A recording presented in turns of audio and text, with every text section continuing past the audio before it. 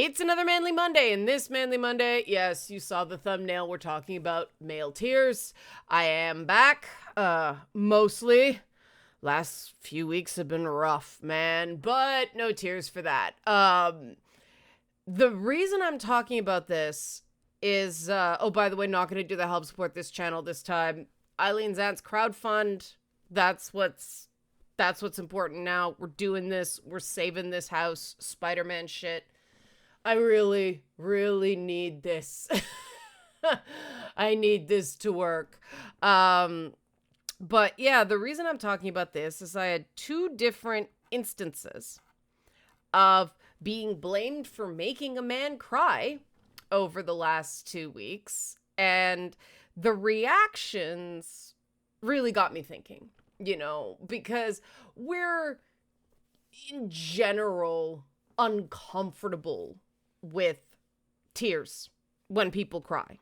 A lot of people think that means you must do something, and it doesn't.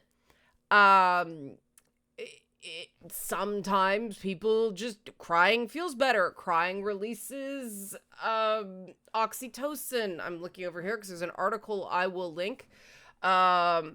There's a belief among scientists. The science is so mixed because you'll get some scientists say, oh, testosterone means that men cry less than women. And then you'll have other scientists say everyone cries. It's social. From an evolutionary perspective, which I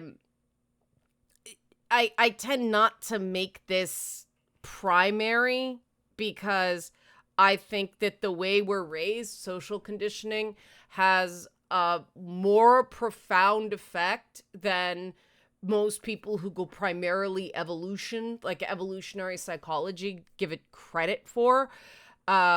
If we were just, hairless apes, there'd be a lot less kink in the world, shall we say. Individual experiences, individual psychology is obviously very powerful. But the thought, and this is in the article that's in the description box if you want to link to it, the thought is that tears were supposed to be a sign to other humans that the human in question was experiencing overwhelming emotions. That's why humans cry and most animals do not. We're very social critters, even us introverts, we're meant to cooperate. And so crying was a sign that somebody wasn't doing okay. And it was meant to be seen. It was meant to inspire connection. That's why oxytocin is in, what the heck do they call it? Psycho-emotional tears. Basically crying because you're sad instead of crying because you got like dirt in your eye or something like that, or you're cutting an onion. They're different. They're different types of tears on a chemical level. And the fact that the bonding hormone is in tears is a sign, according to scientists, that we're supposed to do it around other people so that they can comfort us. Oh, hi, Zelda. Oh, Midna. Hi, Midna. So obviously that's not how our society works. Crying in public. I know whenever I end up crying around people, I'm really embarrassed. I saw, as an aside, The Wild Robot over the weekend. That is a tearjerker. I cried, but I'm like, instead of being, you're trying to like pretend to like scratch your nose and stuff like that so nobody can see. It was stupid, right? It's a very emotional movie. It's very good. Yeah, it's this sort of shame about being emotional, and that is purely socially constructed. If you look back in history, the epic myths, the epic stories like the Odyssey and the Iliad that J.R.R. Tolkien was inspired by in the Lord of the Rings, they're full of men crying. That's why the Lord of the Rings is full of men crying. Pre-World Wars, the world was a different place that way. And cultures go back and forth, right? Some periods are very demonstrative, like there, I believe it's pronounced ekphora, or ekphora. That's part. It was the funeral procession in ancient Greek funerals, and the women tear their hair and people wail, and it wasn't just the women, men, hence everybody crying, hugging in The Lord of the Rings being a throwback to men showing much more emotion for people they cared about back then. Of course, in our culture, we've made that gay, and that sucks. And that's why I'm doing this the week after the video last week. But yeah, men aren't just doing this to themselves. And this is something I want to be really, really clear about. That we tell men, oh, you need to open up, you need to express yourself. But then when they do, everybody around them, men and women alike, panic. That was what I experienced the last couple of weeks. The interesting thing was, in one case of me making a man cry, now, if you're wondering why I'm doing the mocking air quotes, is because you don't make anybody feel anything. You can abuse someone, but people's feelings are their own. You're not, you should care about another person's feelings, but you're not responsible for their feelings. Similarly, other people aren't responsible for your feelings as an adult. You're responsible for your own emotional regulation. That doesn't mean that, some people are not in abusive situations. But in these cases, both of these were based on text conversations, and I was apparently such a big meanie that I made men cry. And in the one case, it was another guy who flipped out on me and called me a big meanie. And then ironically, when I, reacted to something this guy flipping out did, said, you have to let me express my feelings without it immediately being a call to action. Okay, dude, who's advocating on behalf of another guy because the other guy cried, and that was such a big deal that you had to act coming at me saying it was my fault, instead of sometimes people cry. Sometimes people cry because they realize they made a mistake. And that was what the other situation was, that the guy in question realized he fucked up and he got very emotional about it. And there happened to be a female friend there with him. And I apologize if this is triggering for some. This is going to be a very, very common experience. But she immediately told the guy, you can't take this. You have to stand up to her.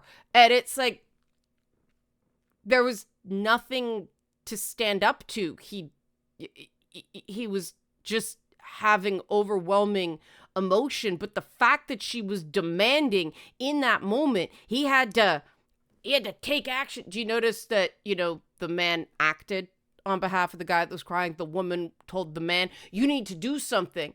And I do think, let's face it, when a guy is fighting another guy's battles, that's emasculating. Right or wrong? It is. I hate other people fighting my battles for me.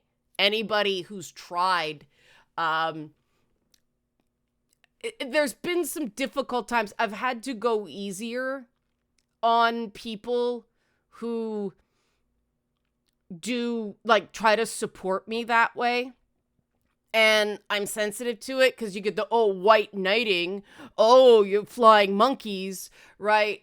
But I just also don't like it. And so I've had to change my approach from stay out of it to, look, I appreciate you trying to help, but here's another way to do it. Now, I am not perfect about that. I still revert to stay out of it, because often logically, when you're fighting somebody else's battles for them, you're more likely to make it worse than better. And you're more likely to make the person feel kind of pathetic, because especially when it's a guy, right? Because they can't fight their own battles. It is this thing of the construct of masculinity that, again, I absorbed because got raised male coded. And that's fucked me up my entire life, right? Because I don't act like a girl. And I don't know how much of that is inherent personality and how much of it is conditioning, but I get in trouble for not acting like a girl, but then I get in trouble for having the expectations that guys do, because you won't let me help you, right? And yes, to an extent, I'm not great at asking for help. I've gotten better, but I'm not great. And that's because of, as an aside, people tend to take advantage of me when I need help. So, I mean, my thing to work on. But the fact that guys leap into action and they do the same thing when women cry. And I know a lot of guys are saying, yeah, but the woman wants me to. Yes, some women do. Question those ones, okay? Because adults solve their own problems. And a big part of toxic femininity is women as just sort of perpetual half children. That's that is, I maintain, why the gotcha question is, what is a woman, not what is a man? Because this perception in society that adulthood is just a physical state in women is obviously not the same as we see men, because we say be a man, right? Manhood is something you do. And if women are just, oh, you're old enough to have babies, so you're a woman. And no, it should be equal. Adult behavior should really be the standard for all genders, right? And we all know there is a double standard here that some women exploit. And it's not good for anyone involved. Ideally, you let the person be upset, you talk about it, you get a game plan, you don't just go running off in her honor because she cried. That's not treating that person like an adult. That's treating them like an overgrown child who can't handle their own life. And maybe they can't at that moment. But it's very, very important for men and women alike, even though we sort of know this more about men because we don't treat men as, well, it's funny, we treat men as children in a different way. Women go, oh, I've got a third kid, kid and 2 kids and a husband. And I really don't like that either. There's a different kind of immature behavior that we accept from men. But this not solving your own problems, not cleaning up your own messes, that is very, very much more a thing that women get a pass on and men do not. This is just so in society. And that is fairly consistent, across cultures. It manifests differently. But ideally, you consult every person in what they want to do about something that upset them, including older kids, right? By the time the kid is 10 to 12 years old, they have some basic idea of what they like and don't like. By the time the kid's 15, definitely they have some sense of themselves as a human being individuated from your parents. And if you want somebody to become a fully fledged, acting like a grown up, a true individuated adult, you have to give them the opportunity to solve their own problems. And, my father, charming individual that he was so embarrassed whenever I cried. He'd fly into a rage and just attack whoever he thought was responsible for it. Sometimes that was me. If I cried as a result of something he did, notice I did not say he made me cry, he yelled at me to make it stop. If it was somebody else whose behavior resulted in me crying, he'd yell at them. And that included teachers, and that was so bloody embarrassing.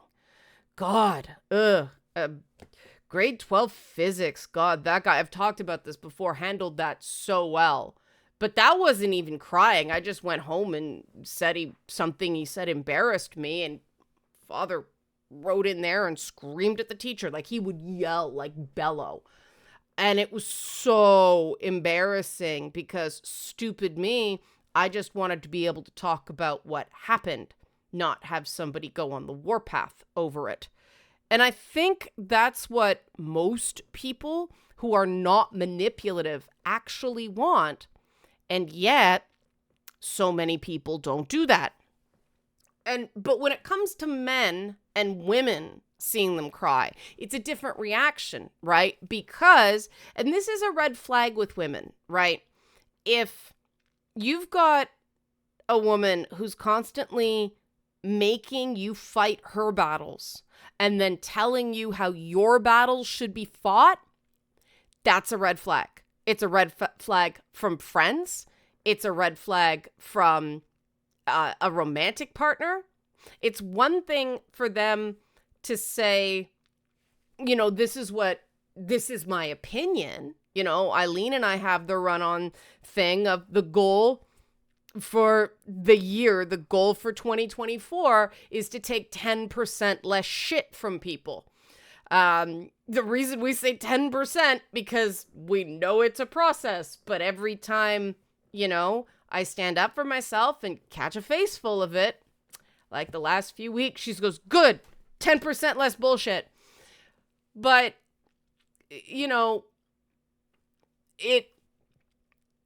when you've got somebody constantly going, you should stick up for yourself, you can't take this. And let's face it, especially when it's a romantic partner, when a woman's saying that to a man and a man is afraid to be unmanned in her eyes, it's, the whole theory about Will and Jada, that people had this whole theory that, he got up and smacked Chris Rock because she was giving it to him. It's like, are you not going to defend me? Or he, took that upon himself that, Chris Rock cracked a joke at his wife's expense. And so he got up and slapped the guy. Like, gross overreaction, but that's how toxic masculinity works, right?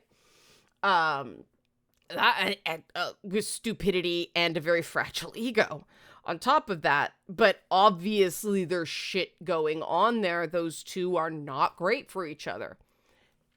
And if anybody's telling you what you should do, and in your gut, I don't think this was the case in Will Smith's case. I think he was trying to be big man and got carried away because, everybody knows that something like the Oscars, God, remember a few years back when Seth MacFarlane got up there and sang a whole song about women who did nude scenes? Like, we've seen your boobs. Like, and they had to take that. If that's the standard, Jada Pinkett can take a comparison to G.I. Jane. I don't like it, but that we've seen your boobs song was humiliating, and those women took it. Nobody got up and smacked Family Guy for being just immature and it wasn't about that. Those movies, it was not woohoo boobies. It was part of the script. And That's the sort of juvenile, not adult behavior that men are allowed to get away with, as opposed to the kind of juvenile behavior that women can get away with. And if you want more on that, though I think we've kind of covered a lot of it, but let me know if you want more on that topic. We can do that in a future video. But, you know, men feel this need to, the term is aggrieved entitlement. And it's this idea that you have been unmanned, you've lost something, and you have to do whatever it takes to get it back. And that is really the core of what they talk about as toxic masculinity. And I really prefer the term aggrieved entitlement. And then, you know, internalized homophobia as the two big components of that, because those two things we can look at and point at. You know, toxic masculinity I don't like because people hear, you know, masculinity is toxic, and that's not what it means, but far too many people respond that way. So, you know, I use that term very sparingly. I try to avoid it when I can. So, but in this case, you know, the shame men feel and the shame that women communicate to men when men cry. And I've heard this from a lot of guys, that women insist they want their partners to open up, but then when they do, they can't handle it. And, you know, we drilled down on, well, did it come out as anger? And a lot of guys said, no, I cried and she couldn't handle it. And, you know, I'm ashamed to admit that the first few times I heard this is years ago, right? I didn't believe it because I've never had that reaction when men cry. Men cry. Maybe it's also because I hung around a lot of gay dudes. Growing up, they were more likely to cry than the women were. Those are the circles. But it's not strange to me. Maybe there's other sociocultural factors, but yeah, there was still some boys don't cry, but it was never, I never saw it as shameful. So when guys originally started telling me that, no, women behaved really badly, like responded really badly, like it was some terrible thing when the man cried, I thought, oh, he must have just blown up instead. It must have been anger. But I've heard so many versions of it since then that now I've rethought that there is something. And I mean, obviously, women perpetuate internalized homophobia in men. They perpetuate aggrieved entitlement in men. These messages are delivered to boys from their mothers as much as anyone else. Their mothers, their female classmates, friends, romantic partners, that you can't take this. Please don't say that to someone, because it's up to them what they want to take or not take. And when you do that to a guy, it becomes less about what he wants to do and more about, well, he's already embarrassed. That reaction wasn't great. And he's vulnerable, right? So he's highly impressionable, but also he doesn't want this to be any more embarrassing than it already is for him. So he's going to do what you're telling him to do to save face and be a man.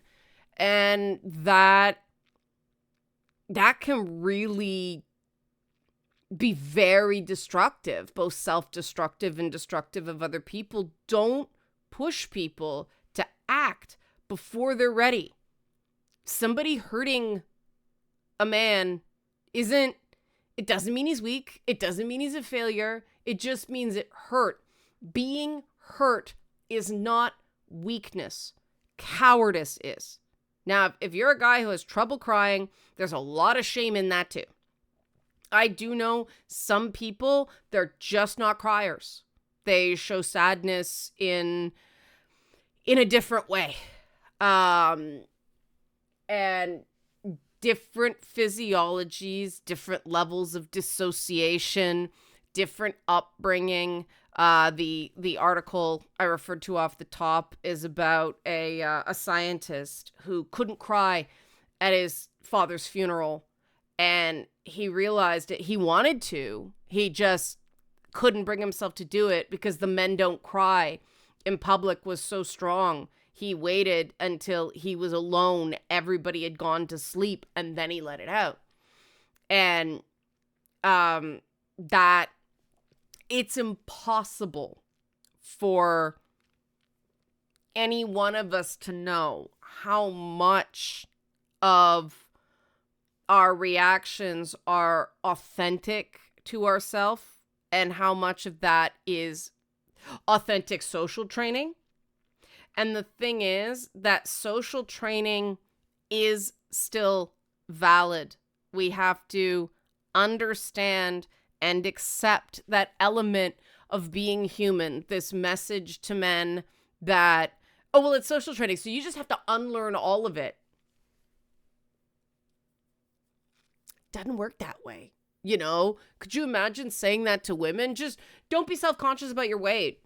Just don't worry about the fact that, you know, the meme, the guy looking at another girl, don't worry about that. That's just, you know, it was just movement.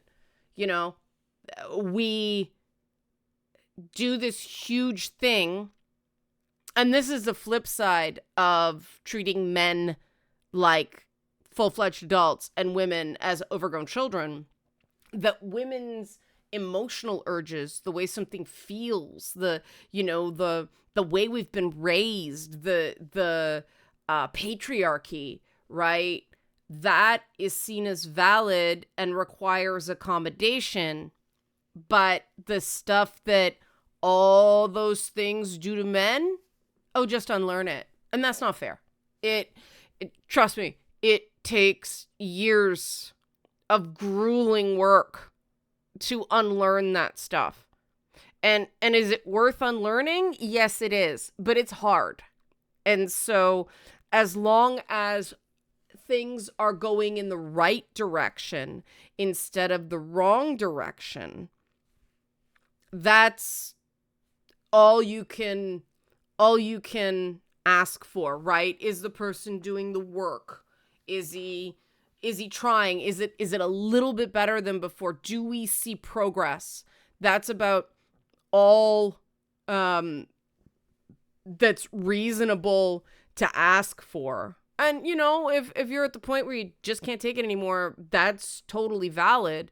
But that, you know, I get a lot of people asking me about how do I know when it's toxic behavior versus, you know, just people don't get it all at once. And that's it, right? No excuses, making the effort, doing the work, not waiting for people to do it for you, and noticeable improvements. And sometimes those improvements are just somebody not fucking up this way, them fucking up in a totally different way. As long as it seems like there's effort, then there's hope. When you get somebody like that, you know, like that romantic partner who is constantly, are you going to take that? You know, and they won't stop, even though it's not good for you. And a huge red flag is when you're expected to listen to someone's reasons for doing something before it, unless that's a part of, here's why it happened. I know it hurt you. So, you know, understanding why it happened is an important part of it not happening again, right? This is why it happened. This is what I'm going to do so it doesn't happen again. If someone's just explaining in that way of they're not going to change because they don't think that they have to, that's a problem. That's a problem. If somebody's like, that's just the way I was raised, you know, you could see her, right? You could see that person watches a lot of reality TV. I shouldn't stereotype, but you know, there's certain tropes. Tropes, right? And yes, the woman who bludgeons you with their interdisciplinary studies degree is a trope.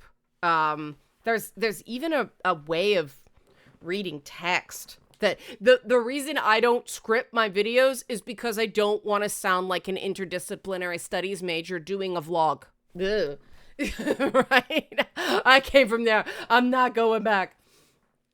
And so, and that does have something to do with this video, because like I was saying before, equality is equality. And yes, people have been pushed in different directions, so the correction towards equality will look different. But the same reasonable standards for everyone. And that means, focusing on effort, intents do matter. And that doesn't mean the minute someone says, I didn't mean to, you have to believe them, right? Because whether you believe them should matter. You cannot be forced to believe somebody. You can be forced to say you believe someone, but you can't be forced to believe someone. But, guys gotta be able to feel a full range of emotions, including sadness, including crying. Women need to be able to feel a full range of emotions, including anger. And do you notice, what do we call a guy who shows vulnerability? Little bitch. What do we say about a woman who gets angry? What a bitch. And you wonder why I have issues with this word. Because words like this, they've become so commonplace that people don't think they get to them. But every woman knows that show anger at your own peril. Every man knows show vulnerability at your own peril. But here's the thing, here's the flip side, right? If you're sincerely angry and somebody isn't letting you be angry, not abusive, but angry, that's their problem. I'm responsible for my feelings, you're responsible for your feelings, right? Similarly, if someone can't handle you being sad, you being scared, you being anxious to the point of tears, right? It's one thing to go, that was a really big reaction. I didn't expect that. What's going on? Because we have all had somebody just freak out and you're like, what happened? But you notice I said big reaction, not overreaction, because, it clearly wasn't over for them. Overreaction for them. That was just the way they reacted. Yeah, it's a strong reaction, but something's going on, right? You can shame the person, you can try to solve the problem. Similarly, when guys cry, that's the choice everyone around them has. You can shame them for it. And yes, flying into action is possibly going to shame them for it.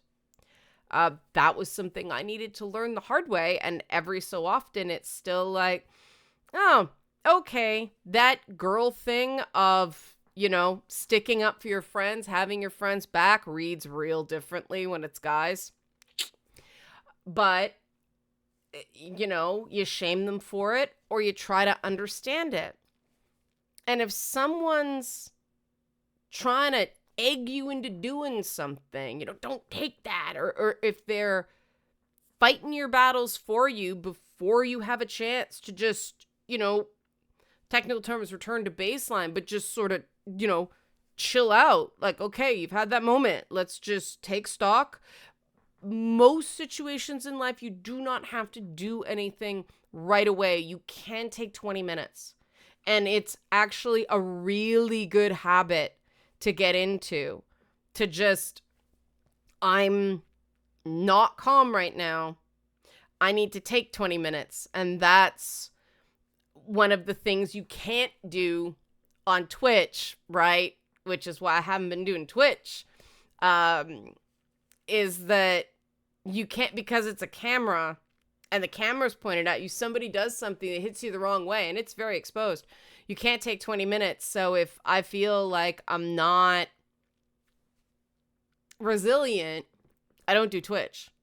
Because even though people like tea being spilled, I like to, if I get into a scrap with somebody, I like to do that in a controlled way, where I'm kind of, oh, come on, bullshit, instead of actually really being angry or really feeling knocked off balance. When you can, take the time and let other people take the time. Don't leap into action without checking first whether it's okay. And don't tell them what they should do before you know what they want to do.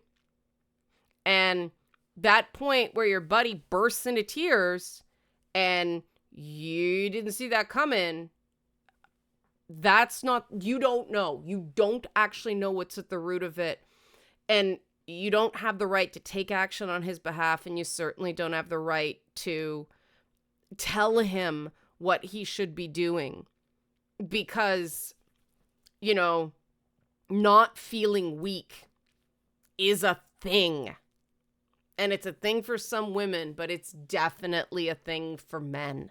Society punishes weakness in men and people who read male like me. See, this is the problem. If I get angry, I'm a bitch. If I'm vulnerable, I'm a bitch. Like, I understand the bitch trap so well. And, that's why the whole mockery of male tears, among radical feminists, it's not cool. It's not pro-women. It's just anti-men. And I get that everybody has those sort of catharsis periods.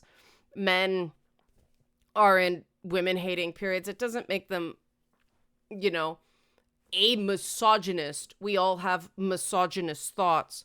Similarly, women can have these man-hating periods, and it doesn't mean like at your core you're a dyed-in-the-wool misandrist, but when you're feeling that rage, maybe don't act on it.